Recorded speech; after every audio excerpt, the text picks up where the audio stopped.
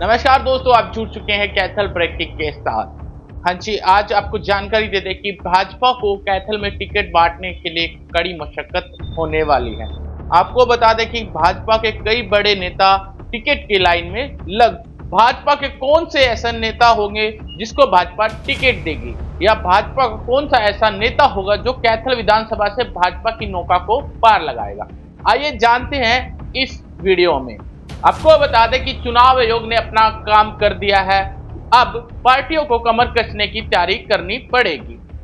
चुनाव आयोग ने इलेक्शन की तारीख दे दी है। जी हाँ, जैसे कि आप सबको पता होगा, हरियाणा के विधानसभा इलेक्शन 1 अक्टूबर को हरियाणा में होने वाले हैं। वहीं 4 अक्टूबर को मतगणना होनी है। ठीक 4 तारीख को पता चल जाएगा हरियाणा में किसकी सरकार बनेगी, तीसरी बार बीजेपी सरकार आएगी या फिर हरियाणा में कांग्रेस बाजी मारकर ले जाएगी। क्योंकि विधानसभा चुनाव में कांग्रेस कड़ी टक्कर देने वाली है बीजेपी को। जहां लोकसभा चुनाव में कांग्रेस ने टक्कर देते हुए 5 सीट हासिल की, वहीं भाजपा 5 सीटों पर ही सिमट गई। लोकसभा चुनाव की बात करें, कांग्रेस का ग्राफ दिन प्रतिदिन बढ़ा है। यह तो आने वाला वक्त ही बताएगा सरकार किसकी बनेगी, यह तो समय के गर्भ में है। लेकिन 4 तारीख के बाद ही पता चल पाएगा किसकी सरकार हरियाणा के अंदर आ रही है। तब तक हम चलते हैं हरियाणा की सबसे हॉट सीट माने जाने वाली कैथल की सीट। यहां पर कांग्रेस के बड़े नेता दिग्गज जो कि अपना लोहा मनवा चुके हैं और कैथल के अंदर अपनी एक अलग ही छाप छोड़ चुके हैं। हाँ जी, हम बात कर रहे हैं रणदीप सिंह सुरजेवाला की। कांग्रेस से या तो रणदीप सिंह सुरजेवाला कैथल से चुनाव लड़ेंगे या कोई और कैंडिडेट कांग्रेस उतारती है, ये भी समय ही बताएगा। लेकिन बीजेपी के कौन से ऐसे कैंडिडेट हैं जो इस सीट पर जीत हासिल कर सकेंगे, या कौन सा कैंडिडेट होगा जो बीजेपी की झोली में जीत डाल सकता है। सबसे पहले हम बात करते हैं कैथल में 2 बार इनेलो के चुनाव चिन्ह से चुनाव लड़ चुके कैलाश भगत की। इनेलो के चिन्ह से चुनाव लड़ते हुए दूसरी पार्टियों को काफी कड़ी टक्कर दी थी, लेकिन वह दोनों बाहरी यह चुनाव हार गए थे।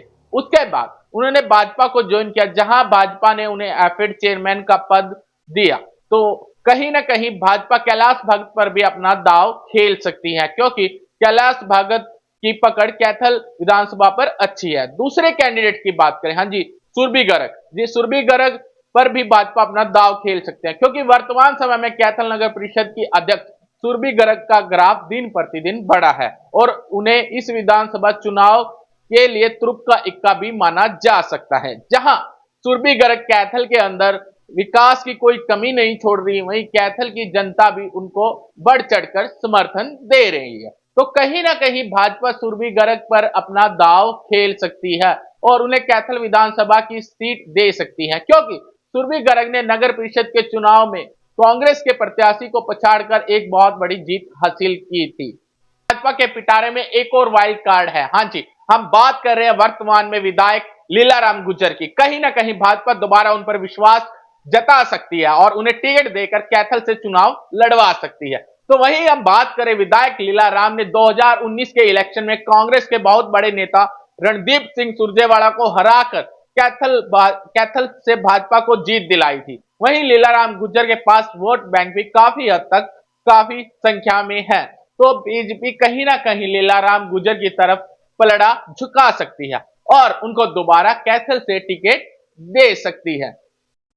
अगर बीजेपी इन तीनों कैंडिडेटों पर भी अपना दाव नहीं खेलती है, तो बीजेपी हर बार की तरह मैदान में एक नया चेहरा उतार सकती है। क्योंकि पिछले चुनाव में 2014 और 2019 के चुनाव की बात करें तो बीजेपी 2 नए चेहरों के साथ उतरी थी। हाँ जी, हम बात कर रहे हैं 2014 के चुनाव पर, जहां राव सुरेंद्र बीजेपी के एक नया चेहरा लेकर आई थी और बीजेपी से चुनाव लड़ा था, लेकिन वह बीजेपी की झोली में जीत नहीं डाल सके। 2019 में बीजेपी ने फिर एक और नया दाव खेला और एक नए चेहरे के साथ भाजपा विधानसभा चुनाव में उतरी, जहां पर लीलाराम गुज्जर ने रणदीप सुरजेवाला को हराकर बीजेपी की झोली में जीत डाल दी थी।